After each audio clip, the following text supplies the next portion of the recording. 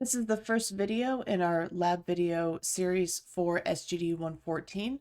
We're just going to go over some basics in working with Maya. Before I jump into actually creating anything with Maya, I do want to take the opportunity to show a few things that you're going to need to make sure that you do while working in Maya, especially for these labs. The first one is please make sure that you are logged in with your name. If you need to post screenshots for your lab, you'll need to show that you are logged in using your name. So make sure that you do sign in with your name. Even if you are working on a school one, please make sure that your name is visible. The other thing is to make sure that we are saving our progress as we go. We don't want to wait to the end before we start saving. We need to kind of save as we work, just in case something messes up, the program crashes, and we lose all of our work. So let's go ahead and save. To do that, if you haven't done that already, we just, after you open up a new Maya scene, go to File, Save Scene As, and make sure that you put this somewhere that you know the location of. By default, it will put it in your Maya projects folder. If you're fine with that, like see, it's your username, documents, Maya projects, default scenes. If you're okay with that, feel free to save that there. If you have another folder that you're trying to save all of your work in, like let's say I have just my SGD 114 folder, we can go ahead and save it in there. Most of your projects will tell you how to save out your files. Usually it's going to be something like your last name, first name. And since this is the basic lab, I'd probably ask you to save it as like basics. For this class, I do ask that you work in the Maya ASCII file type versus the Maya binary file type. The reason is that the ASCII one is a little bit more stable. You can switch Maya versions a little bit easier with this in case you accidentally work in the wrong version. So let's make sure that we are switching this to Maya ASCII and click Save As. And now as we kind of progress through the lab, we can always hit Control S on the keyboard for it's a quick save. Control S just does the save scene. And just kind of remember to do that every couple minutes so that you're saving your progress as you go. Okay, so a couple other quick things. I'm not going to go over everything with like the viewport and where things are, but one of the more important things that I do a lot is switching viewports. I don't like to work in the quad view. I like to have my screen nice and big so I can see my model as large as possible.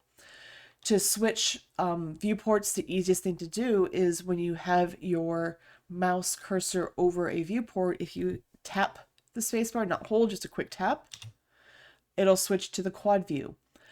If you then need to go to, for instance, the top view, if you hover over the top view and tap the spacebar, it will zoom in and just have that top view. So we can easily switch viewports, and it's a little bit quicker to work this way, and I like the nice large view. The other thing you might see on my screen that might not be visible in your screen is I do like to have this stats window up. For us right now, this is honestly going to be meaningless, but if you turn it on your home computer, it should stay on automatically as you kind of, go through the semester, and this will be handy later on. So if you do want to turn this on, this is just underneath display, heads up display, and it's this poly count right here. You can just check it on. So if you're wondering where I'm getting that, that's just display, heads up display, poly count.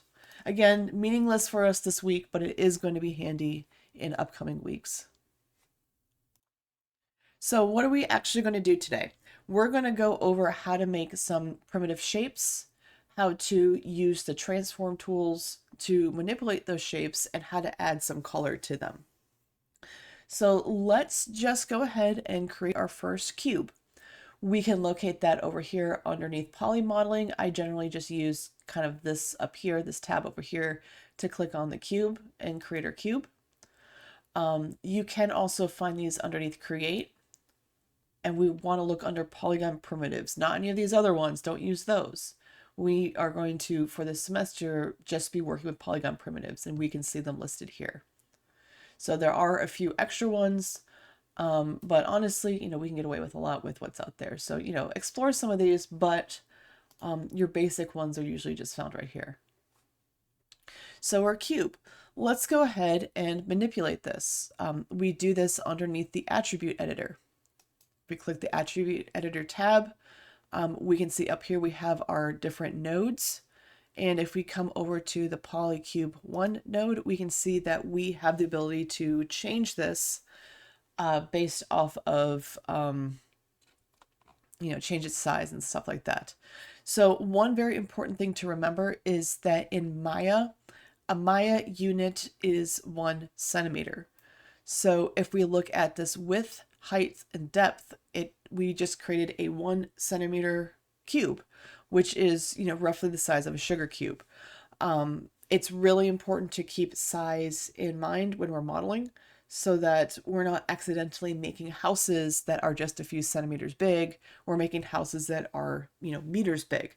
When we take objects over into our game engines like Unity and Unreal, 1 Unity unit is actually 1 meter.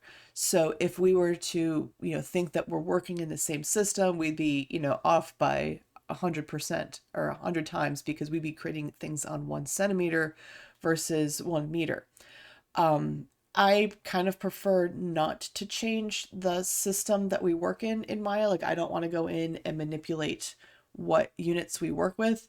It can cause some problems down the pipeline with exporting out things. So instead, I'm just going to remember that we're working in centimeters. So if I need to make a meter by meter cube, I'm going to come up in here and change this to 100, 100, 100. So that I now have a meter cube, not a centimeter cube. Notice it did make it super big. One of the ways that if you kind of get lost, kind of a really good shortcut key to remember is if something gets too big, too small, too far away, if you have that object selected, and we know it's selected because it has the green lines where the edges are, if we hit F on the keyboard, F stands for focus. It means let's focus in on this object. It tends to zoom in and fit that object in our viewport very nicely. So that's an easy way to kind of pull back. So some other things we can do, we can get some subdivisions, which honestly, can be useful this week. This is going to be extremely useful in the coming weeks, though, as we can add some more subdivisions to this if we need to. I'm just going to keep it a cube, though, so I'm going to take those off. We can also change its height baseline, and we'll get to that in a second. The first thing I want to do, though, before I start getting into my transform tools is I do want to make sure I name this. Over here in the outliner, we can see that this is named P cube 1. What I'm going to do is rename this to, just for lack of, we're just kind of working with abstract shapes. So I'm going to call this my cube 01. So that's, it could be a little bit more descriptive. Generally, you'd name these your objects, but we're just going to work with abstract shapes today. So I'm not making like a chair or a table or anything. It's just a cube. But let's make sure that we rename it just to kind of get into the habit of that. You should always rename your objects after you make them so that we can keep track of them better. All right, so if you remember the grid in here, we have this grid to kind of help keep us at the origin point in our scene, but it is now super small, not very helpful for us. So let's fix that grid while we're at this so we can see it on that grid a little bit easier. We do this underneath display, and it's this grid right here. If we go to the dialog box for this, it gives us some options to kind of, let's make this a little bit more useful for us. We don't need a grid line every 1 unit. Remember that grid line, 1 unit is 1 centimeter. We're working closer to meter size. So we want grid lines every 100 units. We can give it a subdivision, like if we want to give it 2 subdivisions, that might be helpful too. And if we hit apply, Let's see what's going on here. Let's make this maybe a little bit better. Length and width. Let's jump this up to, sorry about that, 500. There we go. So we have grid lines every 100, but we have a subdivision every, we have 2 subdivisions. So we have a major line and then it's cut into half. So it's every kind of 50. And we're extended out to 500 units. So we would, if we were to count these, it would probably be like 5 meters in each direction.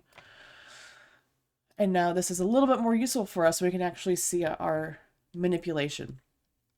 So I'm going to hit W on the keyboard to get my move tool. If you don't remember these shortcut keys, these are honestly, if you're going to pick up shortcut keys, these are the keys to pick up. If you look over here, we have our select tool. We have a couple different types of select tools that we're not going to get into. We have our move tool, we have our rotate tool, and we have our scale tool. So on our keyboard, these correlate to Q for select, W for move, E for rotate, and R for scale. So you can kind of keep your 4 fingers on those on the keyboard as you work, and we can easily manipulate these, like go back and forth between move, rotate, and scale as we're working. Move tool is pretty, we're just kind of moving it around. We can easily see that on the keyboard. And we move and transform this based on where that gizmo is. So, it's moving, it doesn't really show that very well, but we can really see this with the rotate. So if we go to rotate and we start rotating it, we can see it's kind of rotating it around on that center axis. So remember that attribute editor over here? This is where this height baseline can come in handy. What if we don't want to manipulate it around that center point? What if we need to rotate it around that bottom? So we want to put that pivot point at the bottom. If we change the height baseline to -1, we moved that pivot point to the bottom of it. So we can, change it this way. If we move it to the other side, it would be at the top, and we could manipulate it that way. Honestly, though, for most of this class, your pivot point is going to need to be at the bottom of most of your objects, possibly the center. So it's kind of a good habit to get into, of just to kind of push it down into there. All right, so I'm going to change this just a little bit. Let's make that height closer. Let's make it 200. Let's make its depth 50. And we'll keep that height baseline at that. And if you are following along with the lab, this would be your first screenshot. I'm going to kind of show you how I want you, kind of walk you through this. Is most of the time when you're doing a screenshot, I'm not going to necessarily stop and elaborate as much as I am going to do right now. But what we'll need to see is, I will always want to see that you're logged in. You're going to want to make sure that whatever is over here, whatever screen is over here, is the same. So I'm specifically putting this on the attribute editor because what I want to see in the screenshot is that the width, height, depth, and height baseline are the same. I also want to see the outliner because I want to see that you named it, what I asked you to name it, my cube 01. And, you'll get credit for this timestamp, which I'll label, I think in the lab, at just 13 minutes, 30 seconds. Actually, we'll just do 14. I'll make it even 14. What you're going to want to do is make sure this is visible. Whatever I have selected is visible. Whatever tool I have selected is the tool I would want you to have. And, this outliner. So again, after this specific screenshot, I'm not going to stop and kind of set the scene up, but it's going to be your responsibility to make sure that what I have visible in my at that timestamp is the same thing you have visible in your screenshot. So I'm going to recommend just using the snip tool, because what you can do very easily is change your snipping mode to window. And I'm going to click New. And if I click on my window for Maya, it will snip the entire window. So we're not missing anything. I know that we can see my name, we have this, we have this, we have everything that I need to see. I can then just copy this. And if you have a Word document ready to go, like let's say the one for this specific lab, where it asks you to post your screenshots, all we would need to do then is copy, come down here. I'll have like things listed like the screenshot at 14 minutes.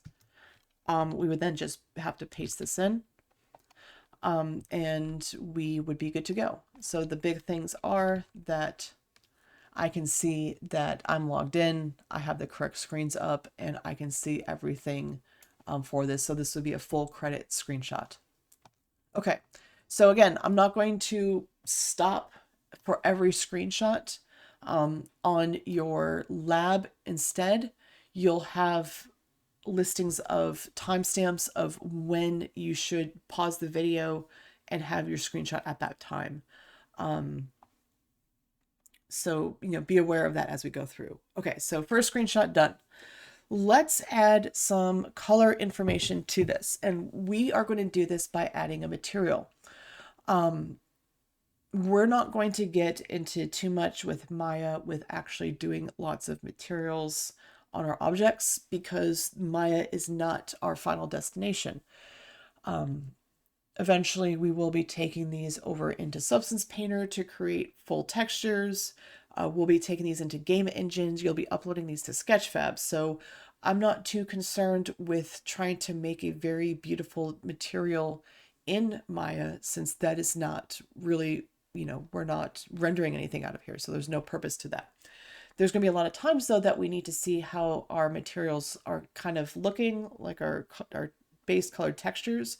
So being able to apply some basic materials is really important. It will also be important for naming these correctly for when we need to take these over into Substance Painter, since it bases its texture set names on the materials you place on it over here in Maya. All right, so if we do not have a material already, let's say that we haven't created anything, we need to make a new material. Make sure your object is selected. I'm then going to right click and hold, come down to assign new material and release. For this class, what we're going to be working with are Lamberts. We just need solid colors. We don't need anything super shiny. We don't need to worry about any craziness. A Lambert is a great material, is a great shader to work with, just if we're trying to do some very basic things. So I turned Lambert on, and we can see over here in our attribute editor that we now can manipulate Lambert 2. It named it Lambert 2 by default. And the first thing we want to do is we're going to, want to change the name of our material in case, one, we need to use it elsewhere. Lambert 2 doesn't tell me anything. If we need to put on other objects, I don't want to have to mentally remember what Lambert 2 means.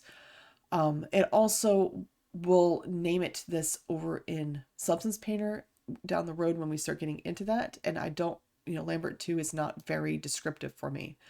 We're just going to be doing solid colors this week. So I'm just going to call this one yellow, because it is just going to be a yellow color.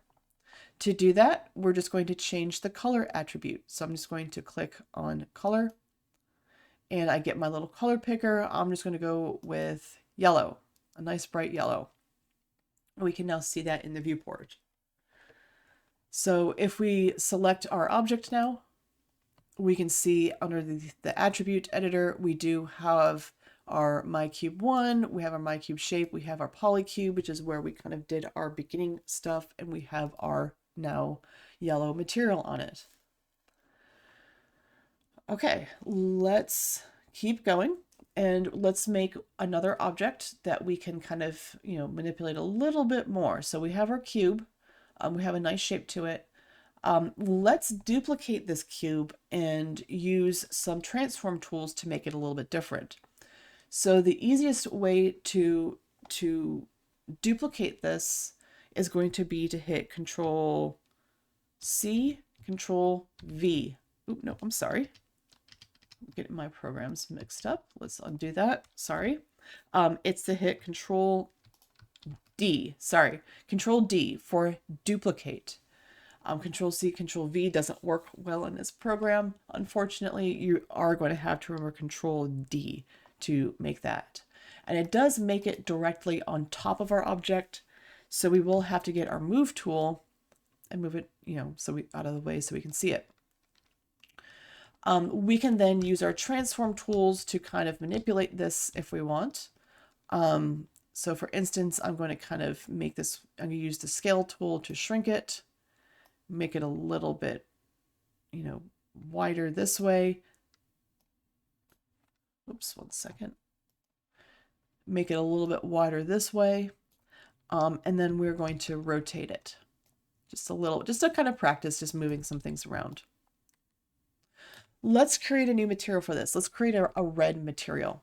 So I'm going to, as long as it's kind of scaled a little bit and rotated, it's fine. You don't have to worry about getting it exactly the same as mine.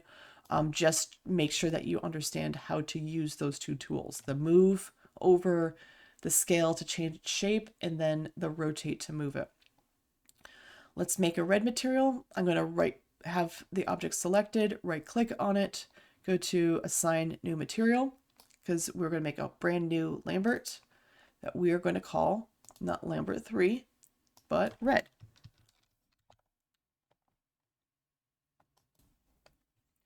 Let's make this a nice red color. And we now have my cube 01 and my cube 02. Notice it did automatically change the name of it. In the outliner, you cannot have two objects named exactly the same. That's why we do put kind of the numbers on the end of it. So if we know that there's going to be multiple my cubes, if we go ahead and just name that first one, correctly, we can kind of go through and make sure the rest are recognizable in their names too. Okay, so we got two cubes. Let's do another shape and let's kind of manipulate it a little bit more. Let's create a plane.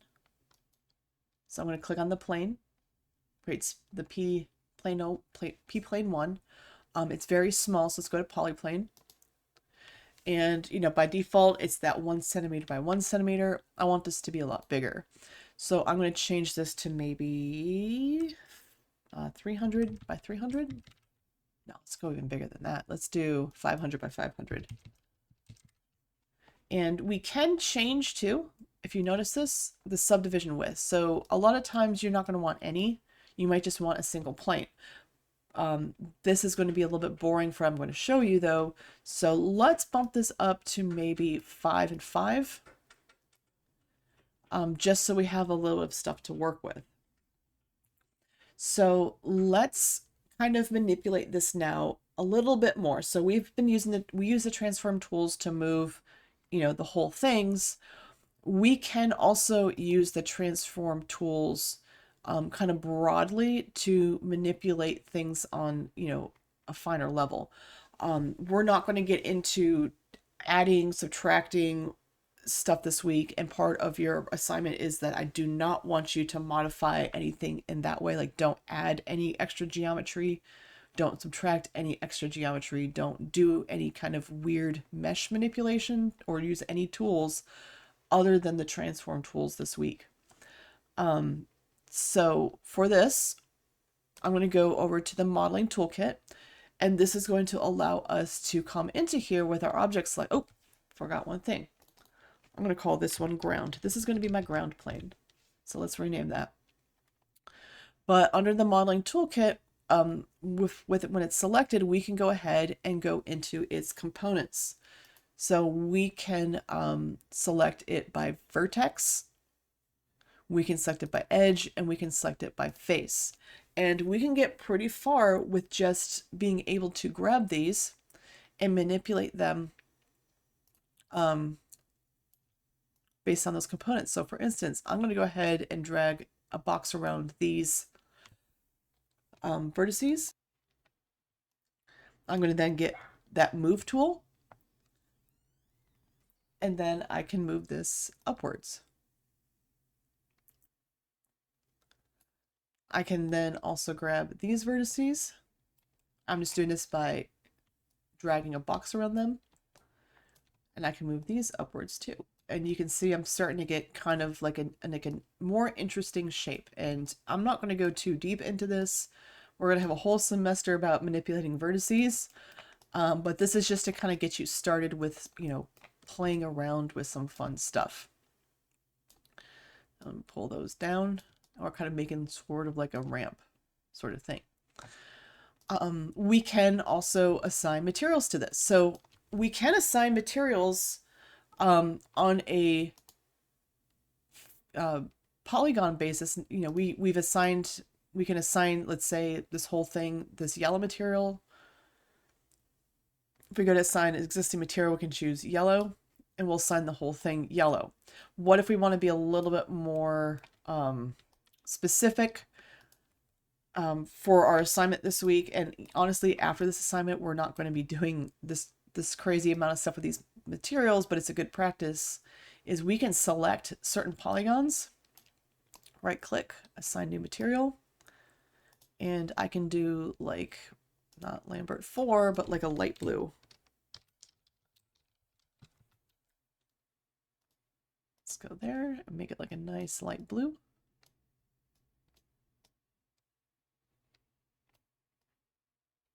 Like that. I can then come into here and, you know, grab these polygons, assign new material. We'll do like a medium blue.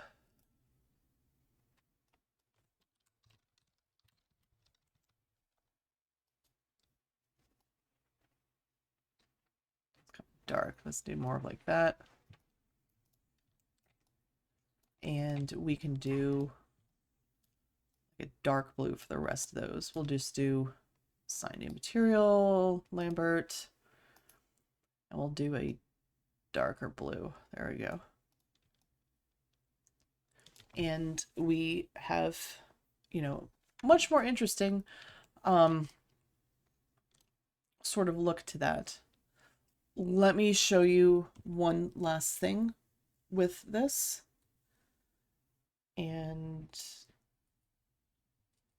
what we can do is I'm going to duplicate this, and I'm going to kind of make like a nice background. Actually, what if we realize we made this a little too small? Let's fix that first, because you know what? I should have made this a lot wider than I did.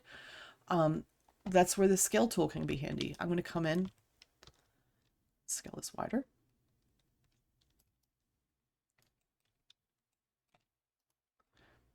What if I need it longer? I can scale this a little bit longer. There we go. It's looking kind of neat.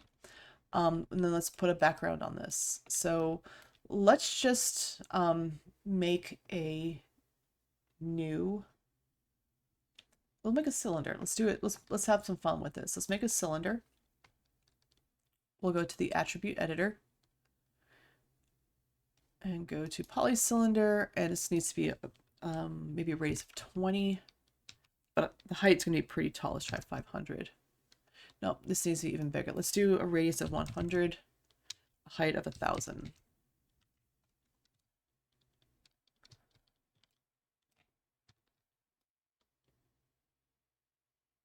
We'll be back here.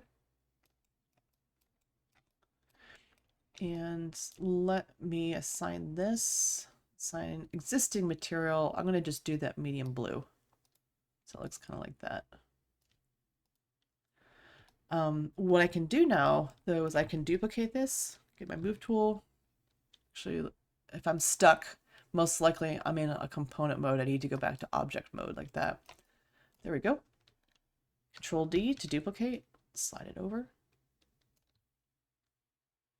Oh, but look at this. I forgot to name it, and now I'm having some ugly names. So let's fix this. I'm going to call this one background shape 01. I just delete that because I'm lazy. I don't want to have to rename that. Okay, Control D. I'm just hitting Control D and kind of moving these over.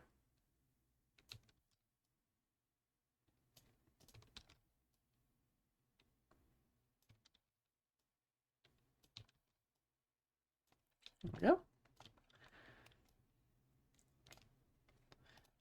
I might decide though that I don't quite, I don't like how uniform that is. I can easily come into here with my scale tool and kind of play with the size of these and like kind of move them in and maybe, manipulate them. I need to make new ones. This is why, those couple of shortcut keys can be super handy, so that when you are coming in and doing like this kind of manipulation, it can go a lot quicker by just being able to hit those shortcut keys.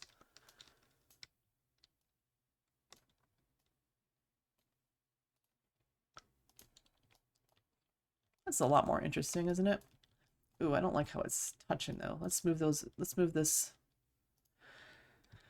away. There we go.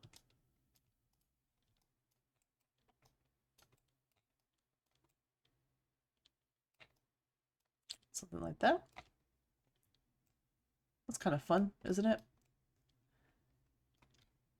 All of those. I have all my background shapes. And we have a nice little scene made out of some primitives. Hopefully you've found this video helpful. Make sure that you have taken the screenshots at the appropriate times. This is meant to help you with the project this week.